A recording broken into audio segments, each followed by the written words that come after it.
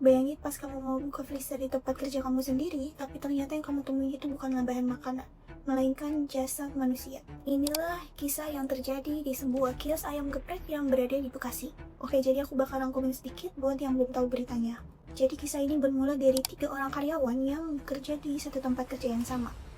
Lalu salah satunya ini adalah si AH yang merupakan korban dari MTLS ini. Jadi si AH ini merupakan karyawan yang baik di tempat kerjanya. Dia adalah orang yang selalu manut apa kata bosnya dan jarang buat masalah. Lalu singkat cerita, di tanggal 18 Maret, si bosnya ini pergi untuk pulang kampung, mudik. Sampai pada akhirnya tersisalah si 3 orang karyawan tadi, yang salah satunya itu si AH. Awalnya sih semua berjalan kayak biasa aja. Sampai pada akhirnya si rekan kerjanya AH ini, yang 2 orang pelaku tersebut, merencanakan rencana jahat guys, untuk mencuri sepeda motor dan juga uang yang ada di kios tersebut. Karena si 2 temannya AH itu ngajakin si AH juga nih untuk ikut dalam rencana mereka berdua. Tapi ditolaklah sama si AH ini. Nah, karena si AH-nya ini juga udah terlanjur nolak dan dia juga udah terlanjur tahu apa rencana jahat dari 2 temannya ini. Akhirnya mungkin karena si 2 temannya ini panik dan takut untuk rencananya ini gagal, akhirnya mereka malah merencanakan rencana yang jahat juga ke si korban, si AH ini.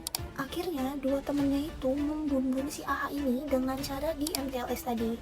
Bagian-bagian tubuhnya itu dipisahkan, lalu pada bagian badannya itu diletakkan di dalam freezer di kios tersebut. Dan untuk bagian tangan dan kakinya itu dibuang ke tempat yang lain. Selama berhari-hari rahasia itu ditutupin dari semua orang, sampai pada akhirnya si bosnya ini pulang dari mudik dan datang lagi ke kiosnya. Lalu pada saat di kiosnya tersebut, si bosnya ini mencium aroma yang tidak enak. Lalu beliau mencarilah di mana sumber dari bau busuk tersebut. Ternyata ditemukanlah baunya ini dari freezer.